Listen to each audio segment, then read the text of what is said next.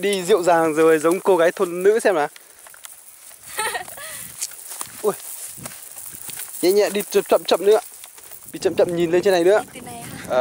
Em phải đi đúng rồi, đi thế thì nó mới giống như một cô thôn nữ. Đây.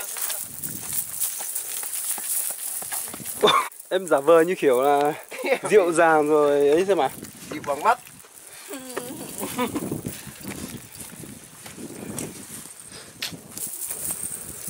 Cho anh ngắm cái vẻ đẹp của em một tí. Ui sao. Đây. Đẹp chưa? Đẹp trên cả đẹp nữa cơ em ơi. Đúng rồi. Thật sự trên cả đẹp luôn. Úi dồi ôi. Em thử nhảy kiểu thung lũng hoa xem mà. Thì kiểu nào phải có nhạc mới nhảy được chứ. Triển khai anh Hưởng. Bật nhạc đi anh. Anh cứ triển khai rồi em là nhà quay phim luôn. Ủa cái này sao lại vẫn làm gì mà lâu đấy? Kiểu tranh thủ gì ấy. Thật đấy, hỏi lấy nhầm cái rồi lấy cái đầu. Đấy hơi lâu ấy. Chuyến đi nhanh mà chuyến về rất ba thời gian. Lâu.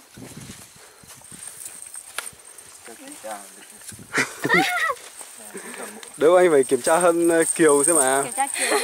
Kiểm tra Kiều thì Sao mua giếng son nhọn nhiều đấy? Thì người ta hôn nhau. sao Kiều? Sao mông Kiều bẩn hết kìa? Đâu có đâu. Sao ơi? Có đâu. Đầu cũng bị dính đất này, sao đầu dính đất? Không phải. Có cả lưng ấy kìa. Không phải. Không phải. Kìa, bẩn hết kìa. Xong đấy kia. Còn lâu mới phải. Đã lau sạch thế rồi mà vẫn cần hở. Giấu ký vào. Nhanh quá, bây giờ thấy chưa? Không phải.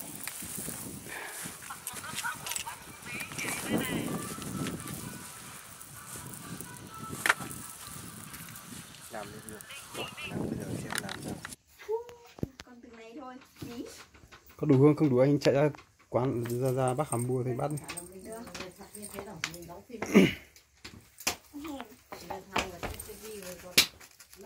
Từ này muối được chưa?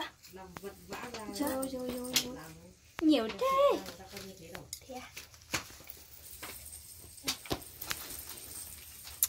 Anh em lấy ớt về đây cho anh.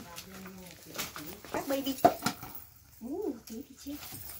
Các baby lấy ớt cho anh. Các tỉ muội của anh à. Xíu mày. Kiều quay ra đây quay Kiều. Ớt nào đây chị? Kiều ngồi hẳn trên kia em. Ngồi trên đấy đi. Cái ớt ở đây, cái dưới đấy là đậu xị. Kiều. Ngồi trên kia đi. Hóa đi sang kia đi. Em đi làm gì? Đi. Ngồi trên kia cùng Kiều ăn đi. Nào, tỉ muội à. Lại. Mày vô. À đâu. Lái là. Đồ đẹp rất nhiều. Chi phở là. Chi phở là. Chi phàn. Thấy không? Cho gì nữa? Cho đậu xị nữa. Cho tất vào. Cho tất của anh vừa đi được một tuần rồi.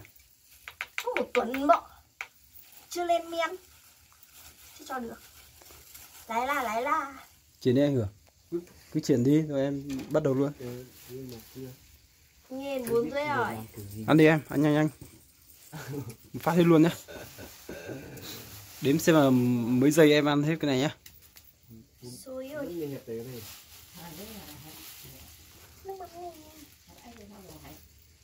Cho hết vào. Cho hết vào, đủ hết đấy.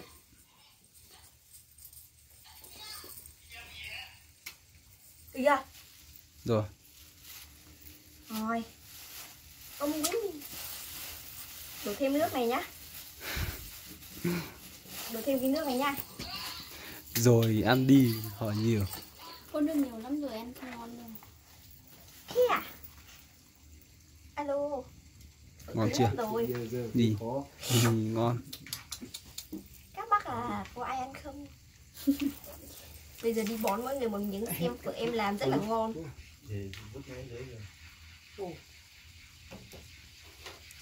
Để cho muối nó tan đi.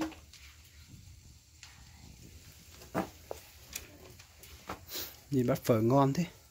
Nào mang bát về đây anh chia cho các em nào. Bát này rượu từ bao giờ ấy? Cái đây đã có ăn đâu, ăn lên nó đã có ăn đâu. Ừ. Cứ tự nhiên đi. Chia cho Hoa kìa. Chia cho Hoa ăn cùng kìa. Sợ là sợ là nị chết tiêu sợ là. Ôi trời ơi. Rất là ngon. Ấy ngồi im đấy, ngồi im mà không đi. Ngồi đây, ngồi đây, ngồi đây. Ngồi đấy. Chưa. Chưa. Em thử gắp miếng to rồi, há mồm to để anh chụp tấm ảnh đấy nào. Không được. Nào. Không. Thế thì cười tươi và gắp chuẩn bị cho vào mồm nhìn đây. Nào. Há mồm to lên, há mồm to lên. Very good. Đi một phát về hết phở luôn.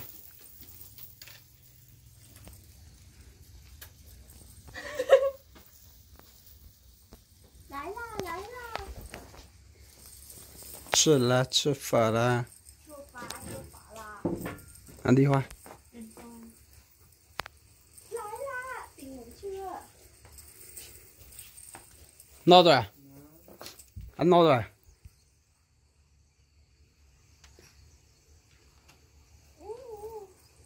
Ôi, nhìn bên kia đẹp. Đặt phát xuống ruộng bây giờ. Lấy ra. Anh quay ra đây. Quay ra đây. Anh quay hết, em ăn hết à? Được. Giờ làm cái gì cho nó gọn vai lực đi chẳng hạn. Gọn nhưng mà không biết gọn là gì. Giờ nó chưa biết để.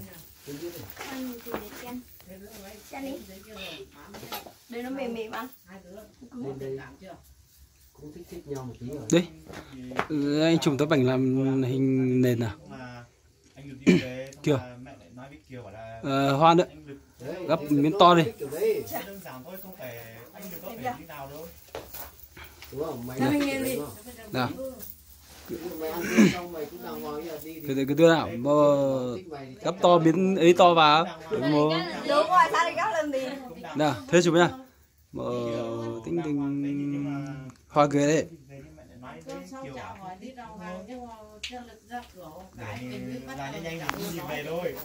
Nghe thấy ở ngay đây.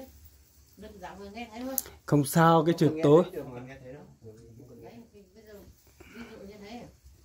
Ngon không? Cho anh quay phở xem. Ây da. Ngon chưa? Ngon chưa? Rất là ngon. Nhìn người ăn nữa thì ngon.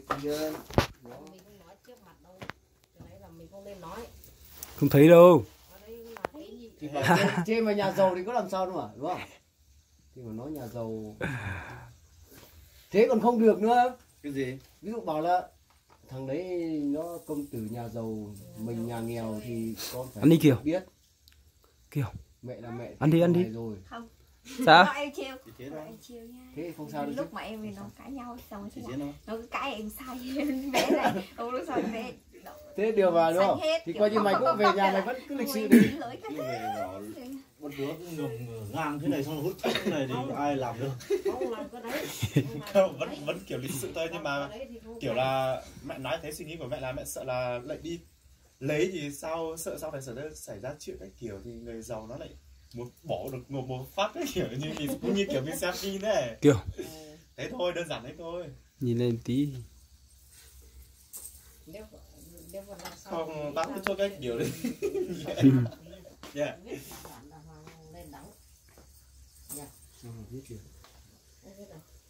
Nhớ là phải ngủ nhá. Cái này là mình vừa làm vừa nghĩ đi, xong này sao viết được đúng không? Viết thì cũng được, nhưng mà viết lên đây còn phức tạp hơn. Chắc chắn, bởi vì mình không phải diễn viên chuyên nghiệp ấy. Người ta là phải học thuộc. Nếu mà viết thì nó đơn giản hơn anh ạ. Bây giờ anh nó cũng giống như kiểu hôm nay anh mình nghĩ này, nhưng mà nghĩ xong anh cứ viết lại, nghĩ xong anh viết lại, nó anh triển khai đi nó nhanh hơn. Nhưng mà khả năng nội dung nó không được hay bằng mình tự theo phong cảnh thì nó sẽ hấp dẫn hơn. Mình ở nhà mình nghĩ theo cái khung cảnh đấy, chắc chắn nó sẽ đôi khi là câu chuyện nó sẽ bị cứng. Anh cảm thấy đúng rồi, cứng là nhiều.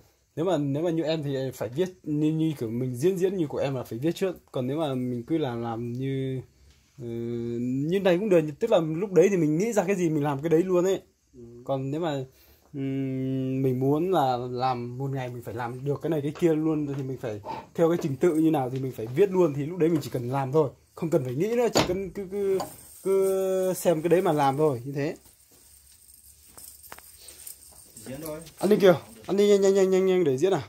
Không. Đây à? Ăn đi. Ngại à? Ngại quá. Không. Nào bây giờ làm nhá, thế à? Thế diễn luôn nhá. Thế sao không ăn? Không. Sao? Bảo là lực nó không xứng. Trên không ngon à? Xứng với nó đâu. Con không với tới cái gì các kiểu. Thế tắt đi mới ăn nhá. Nhìn nó thế này không xứng. 1, 2, 3. Thì nó nghiện lắm. Rất là nghiện. Thuốc thì mang theo hẳn.